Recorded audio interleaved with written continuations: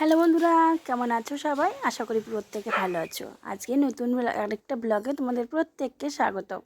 আজ এখন বাজে হচ্ছে 8:30 আর এখন থেকে ব্লগটা স্টার্ট করছি।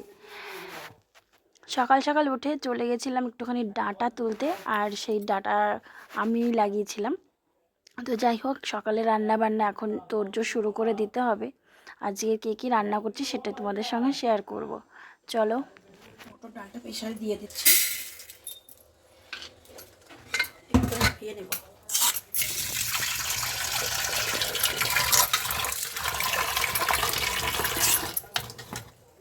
আর মটর ডালটা না এমনিও বলে যায়, এই ডালগুলো হচ্ছে বাড়ির ডাল।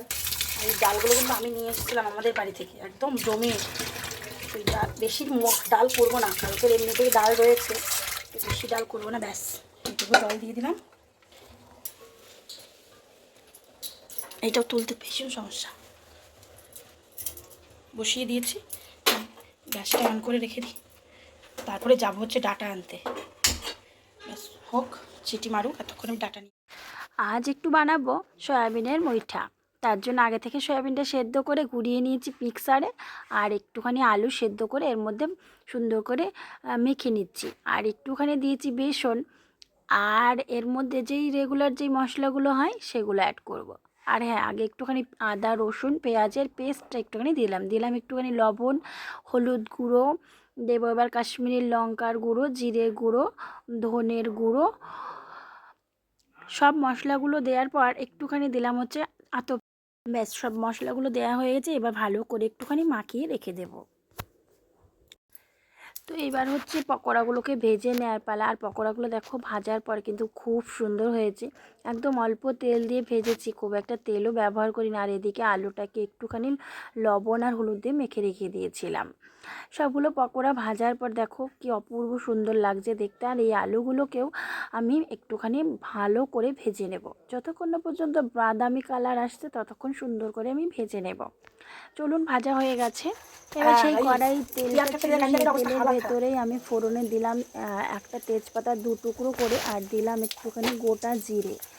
এইগুলো দেওয়ার পর গোটা জিরেটা ভালো করে ভাজা হয়ে গেলে, তেজপাতার কালার পরিবর্তন হয়ে গেলে, এবার আমি অ্যাড করব টমেটো আর একটুখানি পেঁয়াজ কুচি।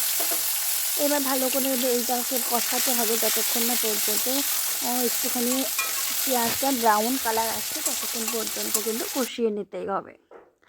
তো কষানো হয়ে গেছে আমার, দেখো ব্রাউন কালার চলে এসছে পেঁয়াজের মধ্যে। এইবার হচ্ছে আমি যে আগে পর আদা রসুনের পেস্টটা দিয়ে বেশ কিছুক্ষণ পর্যন্ত কষাতে হবে। মোটামুটি কষানো হয়ে গেছে। আর এইবার হচ্ছে জিরে গুঁড়ো, ধনে গুঁড়ো, লবণ, লঙ্কা, হলুদ যে পেস্টটা আমি বানিয়ে রেখেছিলাম জল দিয়ে, সেইটা এবার দিয়ে দিলাম। সেটা দেওয়ার পর বেশ খানিকক্ষণ কষাতে হবে যতক্ষণ না পর্যন্ত তেল ছেড়ে আসছে। আর এইবার একটুখানি আমি ঢেকে রেখে দেবো। দেখো ঢাকনা খোলার পর দেখো তেলটা একদম ছেড়ে এসেছে, তার মানে কষানো পারফেক্ট হয়েছে। যারা নতুন রান্নাবান্না করো তাদের জন্য বলছি, এই যখন দেখবে মশলা থেকে তেল ছেড়ে এসছে তখন বুঝতে হবে যে একদম পারফেক্টলি কষানো কমপ্লিট হয়ে গেছে। এইবার যে যেরকম গ্রেভি পছন্দ করো সে সেরকম গ্রেভি অনুযায়ী জলটা অ্যাড করতে পারো। তো আমার তো সুন্দর করে কষিয়ে নিয়ে নিয়েছি, আর একটুখানি আমি জল অ্যাড করে দিচ্ছি।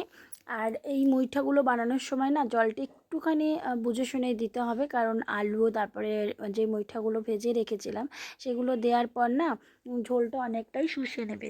সেই মতো করে তোমরা অ্যাড করে দেবে জলটা।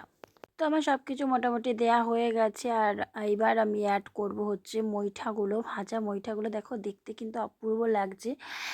আর এটা হচ্ছে এই বাড়িতে প্রথম বানালাম আমি। যাই হোক, এবার হচ্ছে একটুখানি ফুটিয়ে নেব আর একটুখানি ঢেকে দেবো। 5 মিনিট পরে ঢাকনাটা খুলে নিয়েছি।